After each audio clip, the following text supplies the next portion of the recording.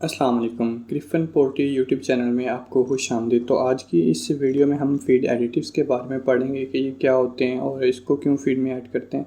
तो कंप्लीट इसमें डिस्कस करूँगा। इसमें पहले इंट्रोडक्शन, फिर उसकी डेफिनेशन, फिर टाइप्स वगैरह को सारा डिस्कस करके आपको बस समझाने की कोशिश करूँगा कि क्या होते हैं और इसको हम किस पर्पज़ के लिए इस्तेमाल करते हैं। तो सबसे पहले तो इंट्रोडक्शन है इसका कि कैसी क्या चीज़ें होती हैं जिसको हम फीड में ऐड करते हैं।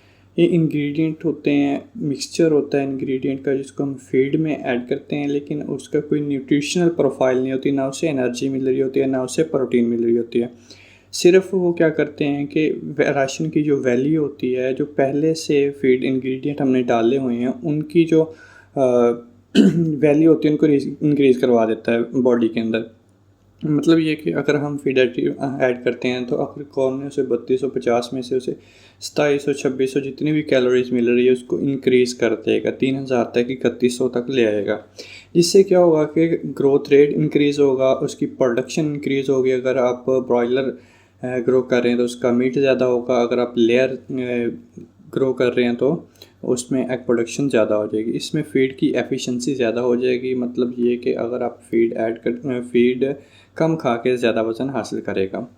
तो क्या होते हैं substances added to feed in smaller quantity, थोड़ी सी क्वांटिटी में उसको हम फीड में ऐड करते हैं।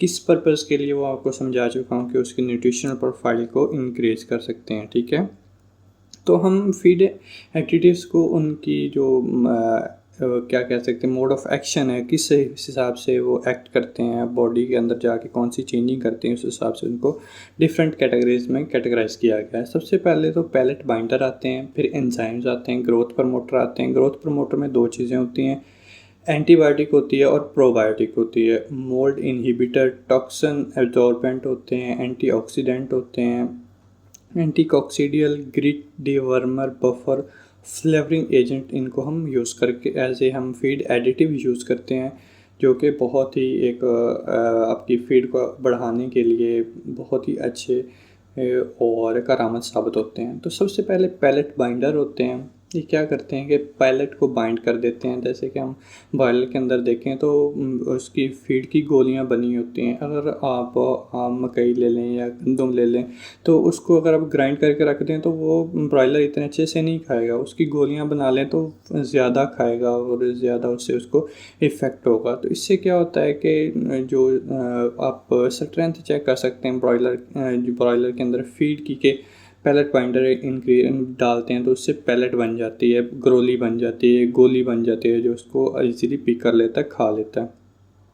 और इसके फ़ायदे बेशुमार हैं। जैसे कि हम ये अगर हमने एक जगह से दूसरी जगह पे लेके जाने, अगर पैलेट में फ़ीड है तो वो ज़ाया नहीं होगी और इसको उठाने में आसानी होती है, फ़ीड ऑफ़र करने में आसानी होती है, जो एक्स्ट्रा फ़ीड वेस्ट है वो कम होता है। तो इसको इसकी जो चेक करने के लिए कि पैलेट कितना मज़बूत है, वो अगर हम कौन सा बेस फीड दे रहे हैं तो उसमें 50 से 60 होता है इसका पैलेट इंडेक्स। ये एक यूनिट है, यूँ समझ लें कि पैलेट की स्ट्रेंथ को चेक करने के लिए अगर हम वेट दे रहे हैं तो ऑब्वियसली उसके अंदर स्टिकीनेस ज़्यादा होती है, जिसकी वजह से 90 होता है उसका पैलेट इंडेक्स। मटेरियल हम इसमें क्या यूज़ कर सकते हैं, मोलेसिस इस्तेमाल कर सकते हैं जो कि 4% के हिसाब से इस्तेमाल कर सकते हैं। लिग्नो सल्फोनेट 1 से 2% इस्तेमाल कर सकते हैं। अगर हम गंदम या गंदम वीट शॉर्ट इस्तेमाल करें तो वो 10% इस्तेमाल कर सकते हैं। और क्लोडियल क्ले जिसको हम सोडियम बेंटोनेट बोलते हैं, वो 5 से 12 केजी पर टन के हिसाब से डाल सकते हैं। तो इसको इस हिसाब से डालेंगे तो इसका कोई इफ़ेक्ट नहीं आएगा। आगे इंजाइम्स के बारे में कौन नहीं जानता है। ये बायो कैटलिस्ट होते हैं जो रिएक्शन हो रहे होते हैं इनको इंक्रीज़ कर देता है, उनको बहुत तेज़ कर देता है। और इंजाइम की प्रॉपर्टी ये होती है कि ये भी प्रोटीन होते हैं, क्योंकि बॉडी के अंदर मैक्सिमम प्रोटीन होती है। अगर हम पूरी बॉडी लें तो उसमें से आधी जो बॉडी होती है वो प्रोटीन की होती है। मतलब ये कहने का मतलब है कि अगर हम हर चीज़ को देखें तो वो सारी की सारी प्रोटीन की बनी होती है। इसके अंदर टोटल 3000 इसकी किस्में हैं और इसको हम 10 से 15 साल या 35 साल तक हम क्या हो गया कि 35 कमर्शियली इस्तेमाल कर रहे हैं इसको हम। ऑब्जेक्टिव क्या होते हैं कि ये इंडिजिनस जो अंदर के जो एंजाइम्स होते हैं जो हमारी बॉडी बना रही होती है उसको इन्हेंस कर देते हैं, बढ़ा देते हैं। उसके अलावा ये क्या होते हैं कि to add that if not available, अगर बॉडी के अंदर अवेलेबल नहीं है तो इसको हम बाहर से ऐड कर देते हैं। जिससे क्या होता है कि जो फीड खा रही है उसके अंदर कोई ऐसी चीज़ आ गई है कि जिसका एंजाइम मौजूद नहीं है तो वो भी डाइजेस्ट हो जाएगी और बॉडी का पार्ट बन जाएगी। ठीक है, एंटी न्यूट्रिशनल फैक्टर को कम करने के लिए हम एंजाइम इस्तेमाल करते हैं। इसकी प्रॉपर्टी क्या होती है कि पीएच स्टेबल होता है। इसके लिए ख़ास पीएच होनी चाहिए। ठीक है, हीट भी ख़ास होनी चाहिए। जैसे अगर हम बॉडी का हम अपने इंसानों की बात करें तो इसकी जो हीट होती है 27 होती है 37 डिग्री सेंटीग्रेड होती है। तो इस पे एंजाइम जो है वो मैक्सिमम वर्क कर रहे होते हैं। उसके बाद कंपेटिबल टू मिनरल होते हैं। एक्सोजीनियस एंजाइम जो हम बाहर से ऐड कर सकते हैं उसमें प्रोटीएज है, लाइपेज है, फाइटेज है और बीटा ग्लूकानेज है, ओलिगोसैकेराइड्स हैं, रिबोनुक्लेज है। उसके बाद इसकी प्रॉपर्टीज़ क्या होती हैं कि ये जो एनपीएन्स होते हैं जैसे बीटा ग्लूकोनेज होते हैं वो ज़्यादा होते हैं बार्ले के अंदर और वीट के अंदर पेंटोसेंस ज़्यादा होते हैं। उसके बाद क्या होते हैं कि ये होते क्या हैं कि कम्प्लेक्स पॉलीसेकेराइड होते हैं जो गट के अंदर गैस्ट्रोइंटेस्टाइनल ट्रैक जो होता है उसके अंदर जो वाटर की एब्जॉर्प्शन को ज़्यादा कर देते हैं। और जब वाटर ज़्यादा एब्जॉर्ब हो जाएगा मतलब जज़ब हो जाएगा तो विस्कोसिटी जो होती है वो इंक्रीज़ हो जाती है, डाइजेशन जो होती है वो कैपेबिलिटी कम हो जाती है और न्यूट्रिएंट की एब्जॉर्प्शन भी कम हो जाती है क्योंकि पानी ज़्यादा एब्जॉर्ब हो रहा होता है, पानी होता नहीं है तो वो जमे रहते हैं और वो बॉडी से ऐसे ही एक्सक्रीट हो जाते हैं। अब जैसे ही ज़्यादा पानी आएगा तो ऑब्वियसली जो लिटर होगा वो मॉइस्चर होना शुरू हो जाएगा, उसमें नमी ज़्यादा आनी शुरू हो जाएगी। उसके बाद जो नेट आप कह सकते हैं कि मेटाबॉलाइज एनर्जी होती है वो भी कम होना शुरू हो जाती है। जो एंजाइम होते हैं इसको ये डीपोलिमराइज 70% एनपीएन्स होते हैं। उसके बाद अगर हम दूसरे नंबर पे बात करें प्रोटीएज की या ओलिगोसैकेराइड्स की जैसे कि रेफिनोज और सैलोबायोस ये इसकी एग्जांपल हैं और ये सोयाबीन के अंदर प्रेजेंट होते हैं। और अगर ये प्रेजेंट होंगे तो ये क्या करते हैं कि इससे जो इसकी जो क्या बोलते हैं कि अपरेंट मेटाबॉलाइज इनेबल एनर्जी होती है उसको कम करते हैं। अगर हम ये फीड के अंदर 4 से 7% तक डालें तो ये क्या सॉरी अगर हम इसको फीड के अंदर यूज़ करें तो ये 4 से 7% तक जो अमाइनो एसिड हैं और अपरेंट मेटाबॉलाइजेबल एनर्जी है उसको इंक्रीज़ कर देती है। उसके लाइपेजेज है, इसमें less enzyme production in young chicken जो छोटे चूज़े होते हैं उसके अंदर इसकी प्रोडक्शन बहुत कम होती है। और ये क्या होती है इसकी प्रॉपर्टी में क्या आता है सोपिंग इफ़ेक्ट देता है और ज़्यादा फैट लॉस करवाता है एक्सक्रीटा के अंदर। और इससे जो अगर ये ना हो तो जो अमाइनो एसिड कह रहा हूँ अपरेंट मेटाबॉलाइजेबल एनर्जी वो भी कम हो जाती है। अगर हम इसको 1% तक ऐड करें तो इससे 100 किलो कैलोरीज इंक्रीज़ हो जाती हैं। फाइटेज जो फाइटेज है ये एक्सपेंसिव होता है और एनवायरनमेंट को क्या करता है कि पॉल्यूट करता है, आलूदा करता है। और in the form of phytic acid होता है सीरियल के अंदर, गंदम में हो गई है, जितने भी ग्रेन्स हैं या जितने भी ये जो कह सकते हैं कि आप फीड के अंदर इस्तेमाल करते हैं तो इसके अंदर ये फाइटिक एसिड की सूरत में मौजूद होता है। और अगर हम इसको 500 यूनिट पर केजी इस्तेमाल करें तो इससे क्या होता है कि 10% अवेलेबिलिटी इंक्रीज़ हो जाती है। इसके एडवांटेजेस क्या होते हैं कि अवेलेबल ऑर्गेनिक फाइटेज, ये ऑर्गेनिक भी मौजूद है हमारे पास और ये पीएच को मेंटेन करता है और मैन्योर का लेवल के पीएच की जो मैन्योर लेवल है उसको इंक्रीज़ करता है। और अवेलेबिलिटी ऑफ कैल्शियम, जिंक और कॉपर को इंक्रीज़ करता है। 1 से 2% digestibility of amino acid increase कर देता है कि क्योंकि आजकल की जितनी भी फीड फार्मूलेशन हो रही है वो सिर्फ एडिटिव की बेस पे हो रही है। अगर एडिटिव हम उसके अंदर ऐड करते हैं तो इसकी जो फीड एफिशिएंसी है वो भी इंक्रीज़ हो जाती है। डिसएडवांटेजेस क्या है कि इसकी हाई कॉस्ट होती है और डिग्रेडेड हो जाता है एट 65 डिग्री सेंटीग्रेड पे। एंटीबायोटिक का सबको पता है कि क्या होते हैं। ये जो हार्मफुल बैक्टीरिया होते हैं, जो नुकसानदा बैक्टीरिया होते हैं, उनको मार देता है। जैसे एक क्लोस्ट्रीडिया है, ये क्या करता है कि प्रोड्यूसिंग टॉक्सिन को प्रोड्यूस करता है इंटेस्टाइन के अंदर, और इससे क्या होता है कि ये इसका प्रिंसिपल क्या है कि improve the availability absorption of the nutrient की अब्जॉर्प्शन को इंक्रीज़ करता है, और ग्रोथ रेट जो होता है ब्रॉयलर का वो 4 से 5% तक इंक्रीज़ कर देता है। ये नैरो स्पेक्ट्रम होता है और मिनरल्स की अब्जॉर्प्शन करवाता है गट के अंदर।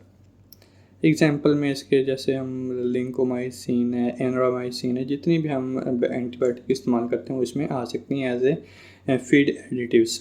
डिसएडवांटेज सिर्फ इसका एक है कि ये सिर्फ रेजिस्टेंस पैदा करता है। एक मतलब कि अगर हम उसको ज़्यादा से ज़्यादा दे रहे हैं तो इसका क्या होगा कि फ़ौरन से इसके अंदर रेजिस्टेंस आ जाती है, दोबारा उसकी मिकदार हमें बढ़ानी पड़ती है, जिसकी वजह से ये बहुत एक सीरियस इशू बना हुआ है। उसके बाद प्रोबायोटिक लिविंग ऑर्गेनिज्म होते हैं, जैसे कि हम दही वगैरह डाल देते हैं तो इसके अंदर लैक्टिक एसिड होता है जो पीएच को चेंज कर देता है, और जो इकोलाई होता है उसके चांसेस कम कर देता है, और फीड की जो टॉक्सिन्स होते हैं उसको कम करता है। इनहिबिट द साल्मोनेला को भी ये कम करता है। इसकी टाइप है लैक्टोबैसिलस, ये सारी क्या हैं कि यीस्ट होगी और बेफिडियम, ये सारी इसकी टाइप्स हैं जो हम यूज़ कर सकते हैं। डिसएडवांटेजेस क्या है, हीट लाइबल है और सिर्फ उसको हम औरल दे सकते हैं, इसके अलावा इसका कोई हल नहीं है। उसके मोल्ड इनहिबिटर है। मोल्ड इनहिबिटर में फैक्टर्स में क्या आ जाता है कि प्री हार्वेस्टिंग फंगस, जो इन्वायरमेंट अगर हॉट और ह्यूमिड हो तो आपको पता है कि फफूंदी लगने के चांसेस ज़्यादा हो जाते हैं। इंसेक्ट इन्फेस्टेशन हो जाती है कि ज़्यादा जैसे सुसरी फीड के अंदर डल जाती है, या हाई मॉइस्चर हो तो ये भी इफ़ेक्ट करता है, जिससे क्या होता है कि फंगस ग्रो कर जाती है। उसको हमने क्या बोलते हैं कि ख़त्म करना है तो उसके लिए आप प्रोपियोनिक एसिड 1% इस्तेमाल कर सकते हैं, acetic acid 2%, formic acid 0.5%, chilling और जेंटलेशन वॉयलर इस्तेमाल कर सकते हैं। और इसको अगर आप ऐड करेंगे तो इससे आपकी फीड की जो एफिशिएंसी है वो इंक्रीज़ हो जाएगी। उसके बाद टॉक्सिक एब्जॉर्बेंट होते हैं, ये प्रोड्यूस डिफ़िकल्ट टू डिस्ट्रॉय, अगर एक दफ़ा प्रोड्यूस हो गए हैं तो इसको तबाह करना बहुत मुश्किल होता है। ये क्या होते हैं कि एक्टिवेटेड चारकोल अगर हम 200 ग्राम पर टन इस्तेमाल करें तो अफ्लाटॉक्सिन ये ख़त्म हो सकता है, ठीक है, जो कि एक एंटी न्यूट्रिशनल फैक्टर है, टॉक्सिन है, ठीक है।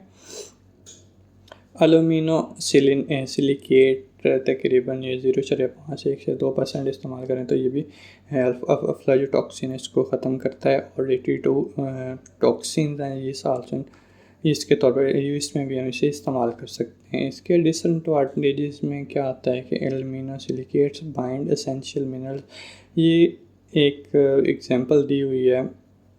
एल्यूमिनो सिलिकेट जो कि टॉक्सिन एब्जॉर्बेंट है, इसका सबसे बड़ा नुकसान ये होता है कि ये मिनरल्स को बाइंड कर लेता है और बॉडी का पार्ट नहीं बनने देता है, और इससे मुख्तलिफ तरह की डिजीज़ भी आ सकती हैं, डिफॉर्मिटीज़ भी हो सकती हैं। आगे एंटीऑक्सीडेंट्स हैं, इसका प्रिंसिपल क्या होता है, प्रिवेंट करते हैं फ्रॉम फ्री रेडिकल बहुत ही ख़तरनाक चीज़ है। जैसे कि अगर एक कारतूस है, अगर उसको चला दें तो कितनी तबाही मचाता है, तो ये एक कारतूस होते हैं, ये जिधर जाते हैं सारे बॉडी के सेल्स को तबाह करते रहते हैं। स्लो प्रोसेस ऑफ ऑक्सीडेशन और prevention oxidation of the lipids की ऑक्सीडेशन को हम कम करते हैं, ठीक है। Prevent oxidant of fat soluble vitamin A, D और के, इसको हम कम करते हैं। अगर हम नेचुरल की बात करें तो विटामिन ए, अगर आप छोटे पैमाने पे तो आप विटामिन ए के कैप्सूल दें तो एंटीऑक्सीडेंट यूज़ हो जाएंगे। विटामिन सी किसी भी टैंक वगैरह में इस्तेमाल होता है तो इस्तेमाल कर सकते हैं। अगर बड़े पैमाने पे हैं तो फिर आपको ये सिंथेटिक लेने पड़ेंगे। अगर फ़ैट आप इस्तेमाल कर रहे हैं 400 से 500 मिलीग्राम पर केजी, और विटामिन प्रीमिक्सेस 100 से 150 ग्राम तक आप मिलीग्राम तक आप 1 केजी के अंदर ऐड कर सकते हैं। Anticoccidial impair oocyte growth and reproduction, oocyte की फ़ीमेल के अंदर ओसाइट्स जो होते हैं उसकी जो प्रोडक्शन होती है उसको रोक लेता है, जिससे आपके प्रोडक्शन स्ट्रेस ज़्यादा हो जाता है तो प्रोडक्शन कम हो जाती है। सल्फर ड्रग है, ये क्या करता है कि विटामिन बी के मेटाबॉलिज्म को रोक लेता है, और एम्प्रोलियम जो हम यूज़ करते हैं वो थायामीन को ब्लॉक कर देती है। आइनोफोर्स ये सोडियम और कैल्शियम की कंसंट्रेशन को चेंज करके इफ़ेक्ट करता है। इससे भी जो दो आते हैं डिसएडवांटेजेस इसके, मतलब ये आप कह सकते हैं कि इसके नुकसान क्या हैं, वो है जी रेजिस्टेंस प्रॉब्लम आ रहा है और शटलिंग हो रही है। और एक कॉक्सी की अगर बात करें तो इसकी आजकल वैक्सीन भी मौजूद है जो हम कर सकते हैं। डी वर्मर में आप क्या पेप्राजीन इस्तेमाल कर सकते हैं। ये क्या करता है कि पैरालाइज कर देता है वर्म्स को, और लीवामीसोल इस्तेमाल कर सकते हैं, नैरो स्पेक्ट्रम है ये। से एल्बेंडाजोल आप इस्तेमाल कर सकते हैं, ये ब्रॉड स्पेक्ट्रम होता है, और वर्मिसिटल और ओसाइडल होता है, और नॉन प्रोडक्शन स्ट्रेस, इसके प्रोडक्शन स्ट्रेस भी नहीं आता है। ग्रिट जो होती है, आप यूँ समझ को बजरी हम इस्तेमाल करवाते हैं, बहुत छोटी छोटी जो होती है, छोटे छोटे माइक्रोन्स मिलीमीटर में आप जो आप छोटी छोटी ग्रिट लेते हैं, क्योंकि इसके अंदर टीथ नहीं होते हैं और इसको कैल्शियम चाहिए होती है, तो ये कैल्शियम का अच्छा सोर्स होता है एक। तो दूसरा ये कि जब ये उसके गिज़र्ड में जाता है तो वहाँ पे उसकी फंक्शनिंग को इंक्रीज़ करवाता है, क्योंकि गिज़र्ड का काम होता है मैकेनिकल जो ब्रेकडाउन होता है। अगर ग्रिट उसके अंदर मौजूद है, वो नहीं टूटेगा तो वो बार बार उसको तोड़ने की कोशिश करेगा, जिससे उसका फंक्शन जो होता है वो इंक्रीज़ हो जाएगा, और उसके इंक्रीज़ होने से कि फीड जो है वो जल्दी से और ज़्यादा ब्रेकडाउन हो जाएगी, जिससे क्या होगा कि जो ग्रिट होती है वो फिर उससे कैल्शियम जो बॉडी को मिलेगी, जो कि एगशेल और लाइमस्टोन को हम एज ए ग्रिट भी इस्तेमाल करवा सकते हैं। तो लास्ट में आते हैं बफर्स। लाइव स्टॉक के अंदर हम इस्तेमाल कर रहे हैं ये बफर्स। क्या होते हैं कि पीएच को कंट्रोल करते हैं। पीएच आपकी जो क्या कहते हैं कि ज़्यादा होगी तो कम कर देते हैं, कम होगी तो ज़्यादा करते हैं, मतलब एक न्यूट्रल एक लेवल पे रखते हैं, ठीक है। ऑप्टिमम जो पीएच होती है वो 5.8 से 6.4 तक होती है। अगर पीएच 5 या 5.5 तक आ जाए तो इसमें मिल्क फैट कम हो जाता है। मिल्क जो अगर हम रूमस की बात करें, बड़े जानवरों की बात करें, अगर उससे कम हो जाए तो एसिडोसिस हो जाती है उन्हें, जो कि ख़तरनाक है। इसका आप क्या कह सकते हैं कि एक मैकेनिज़्म क्या है कि जो प्रोडक्शन स्ट्रेस कैसे आता है कि हाई कंसंट्रेशन जब हम राशन दे रहे होते हैं तो उसके अंदर कार्बोहाइड्रेट डिग्रेडेशन इंक्रीज़ हो जाती है, जिससे क्या होता है कि वोलेटाइल फैटी एसिड की प्रोडक्शन ज़्यादा हो जाती है। उससे जो रोमन की पीएच है वो भी डिक्रीज़ हो जाती है, जिससे एसिडोसिस इंक्रीज़ हो जाती है।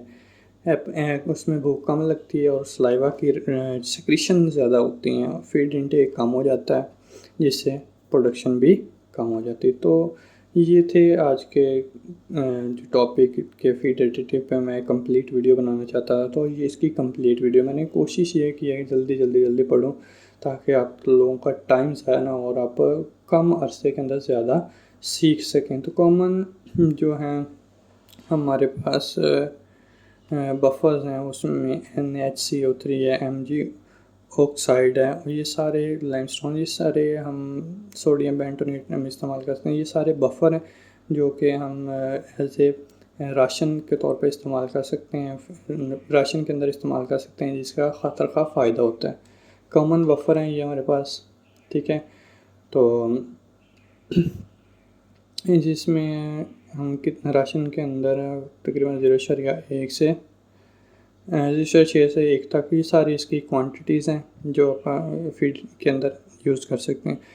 पोल्ट्री के अंदर क्या होता है कि हॉट सीज़न के अंदर आप शेल एग आते हैं, शेल लेस होते हैं, मतलब उसके ऊपर जो छिलका होता है वो ख़राब होता है, और सोडियम बेंटोनेट और सोडियम बाइकार्बोनेट हम इस्तेमाल कर सकते हैं। फ्लेवरिंग एजेंट, ये जो ये सबसे मज़े का है कि चिकन के अंदर जो 24 टेस्ट वर्ड होते हैं उनको फ्लेवर ही नहीं आता, कि मतलब जायका ही नहीं होता फीड का। कैटल्स के अंदर 25,000 टेस्ट वर्ड होते हैं।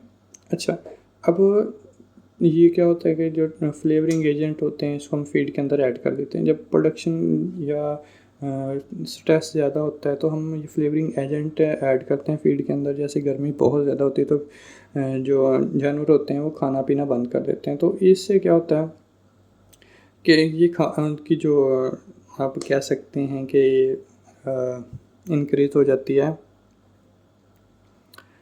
फीड इनटेक इंक्रीज़ हो जाता है, क्योंकि जो फ्लेवर होता है ये उसकी भूख को बढ़ा देता है। तो जिससे क्या होता है कि ज़्यादा फीड इनटेक होती है और जो स्ट्रेस होता है वो कम हो जाता है। फिर तो डिजीज़ अटैक होता है जिसके दौरान जो बर्ड होता है स्ट्रेस में होता है और फीड इनटेक उसकी बहुत कम होती है।